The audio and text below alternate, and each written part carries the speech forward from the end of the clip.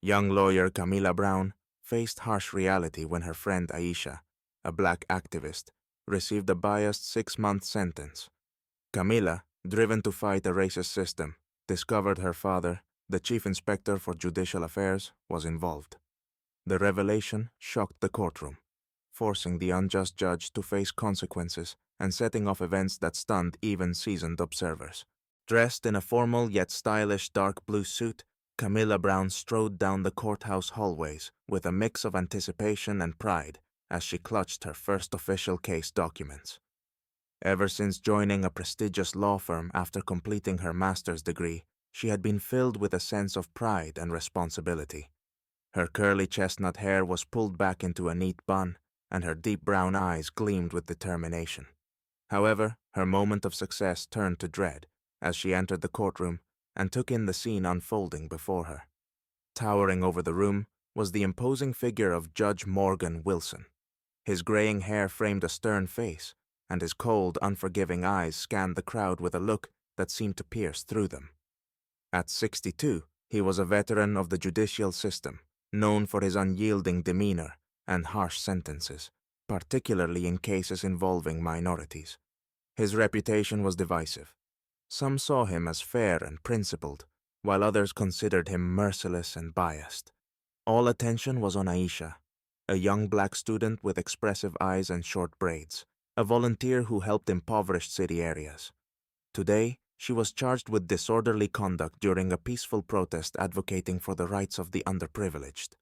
Camila knew Aisha as honest, kind, and principled, always ready to stand up for the voiceless. She embodied a rare strength and courage for her age. Judge Wilson peered over his glasses at Aisha, and after a brief pause, he declared with icy severity, 6 months in prison. The words struck like a bolt of thunder. Camilla felt her heart tighten with anger and fear for her friend. The punishment was wildly disproportionate to the offense. A murmur of discontent swept through the crowd. People exchanged shocked and indignant looks.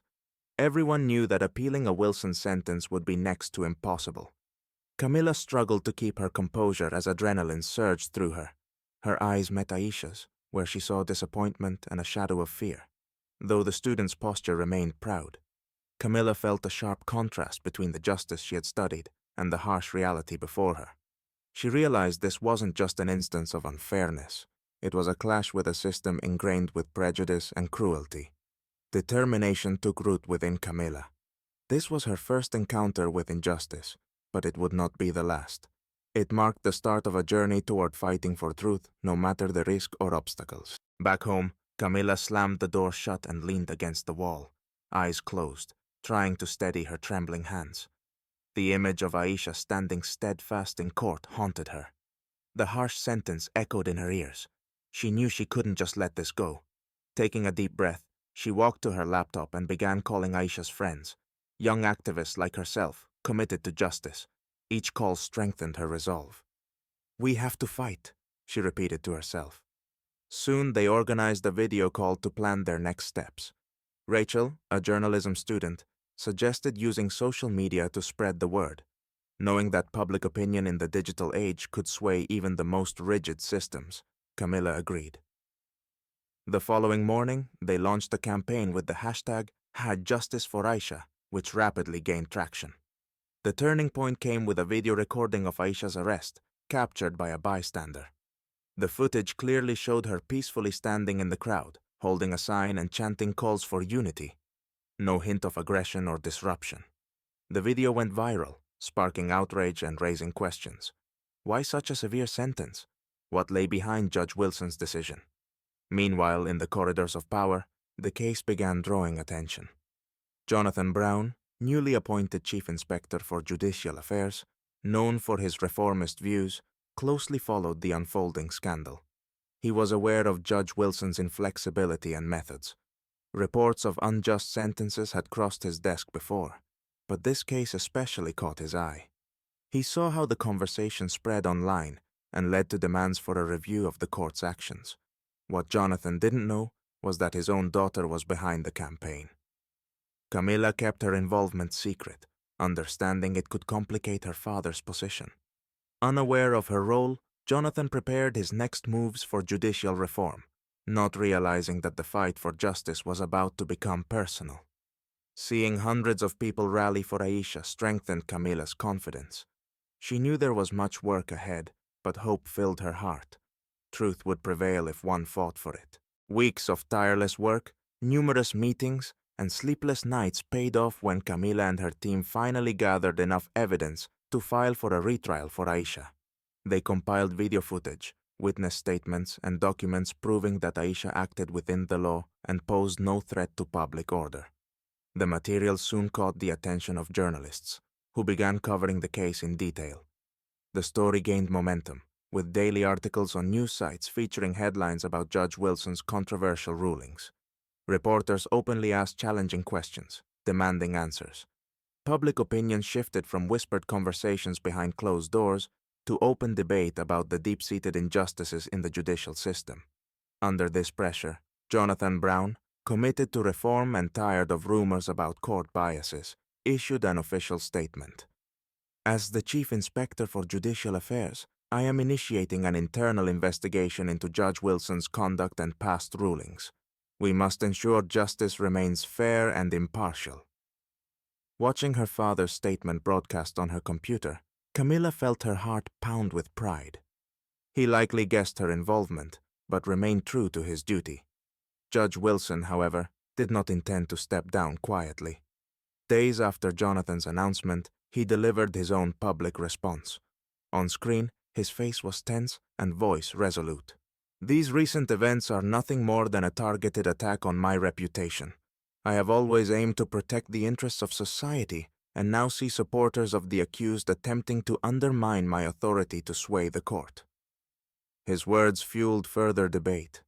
Some defended him, seeing him as a victim of an unfair campaign, while others, reviewing Camila's evidence, recognized it as a desperate attempt to maintain control.